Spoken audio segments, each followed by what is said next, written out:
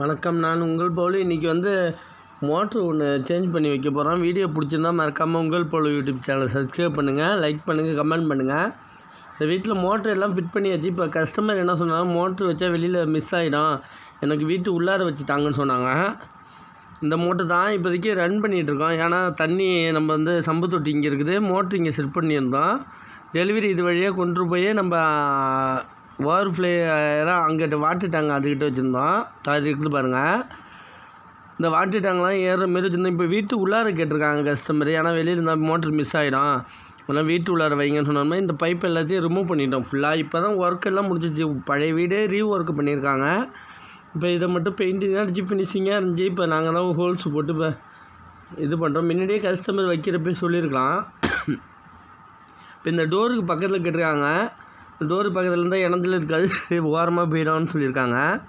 இதுக்கு ஹோல்ஸ் போட்டு நம்ம ஸ்டாண்ட் அடிக்கிற மாரி, பாஸ்னர் அடிக்கிற மாரி ரெடி பண்ணியாச்சு. இது நம்ம 8mm பாஸ்னர் வாங்கிட்டு வந்திருக்கோம். 8mm பாஸ்னர் தான் மேக்ஸிமம் யூஸ் ஆகும் எங்களுக்கு. 12mm தான் அதிகபட்சம் பேனலுக்கு மட்டும் யூஸ் ஆகும். இப்போ ஹோல்ஸில் வச்சுட்டு நம்ம டைட்டு வச்சுட்டு ஸ்டாண்டு மாட்ட வேண்டியதான். ஸ்டாண்டு மோட்ரு போல்ட் நட்டு தான் வச்சு முறிக்காச்சு. அப்போ தான் நம்ம எல்போ மார்க் பண்ணுறதுக்கு ஈஸியாக இருக்கும். இப்போ இந்த எல்போ இதில் ஒரு எல்போ மார்க் பண்ணோம். ஏன்னா இந்தாண்ட கேட்டு போய் இடிக்காமல் இருக்கணும். இந்தாண்ட மடக்குதா அந்த பார்டரில் தான் கரெக்டாக வரணும். அதுக்காக இந்த பைப்பு இன்புட்டு ப்ளஸ் அவுட்புட்டு எல்லாத்தையும் இந்த சைடில் தான் ஃபுல்லாக அடித்து எடுத்து வரணும். நம்ம இப்போ சரி மோட்டரை கைட்டாச்சு, ஹோல்ஸு போட்டாச்சு. ஹோல்ஸ் போட்டுட்டு நம்ம பைப்பு தள்ளிட வேண்டியதான். பைப்பு எல்லாத்தையும் வெளியில் தள்ளிச்சு 2 எல்போ போட்டு. ஏன்னா ஏர் வால்வ் தான் இந்த சைடு வைக்க முடியாது, நம்ம ஏர் லீக்கேஜ் எடுக்கிற மாதிரி தான். கரெக்டாக டோர் அந்த சைஸில் கரெக்டாக நிற்கிது, அந்த ஸ்டெப்புக்கு ஏற்ற மாரி வச்சாச்சு ஃபுல்லாக. இப்போ அவுட்டரில் 2 பைப்பு தள்ளிவிட்டு நம்ம இன்புட்டை அடிச்சுட்டு போக வேண்டியதான். இப்போ இன்புட் அவுட்புட் அடித்தாச்சு. இன்புட் லைனை கீழே அடித்தாச்சு, மோட்டர் அவுட்புட் லைனை அடித்தாச்சு. இதேமாரி ஃபினிஷிங்காக அடிச்சிட்டானா ஒர்க்கு நல்லா ஃபினிஷிங்காக இருக்கும். கிளாம்பெல்லாம் 30 இன்ச்சு கேப்பு அந்த கிளாம்புக்கு நேராக போட்டுக்கிட்டிங்கன்னா நம்ம ஸ்ப்ரிட்டில் வச்சு அழகாக போட்டுக்கலாம். நம்ம ஜாயிண்ட் கப்ளியாக அதிகமாக போட்டிருக்கோன்னா பழைய பைப்பு எல்லாத்தையும் யூஸ் பண்ணியிருக்கோம்.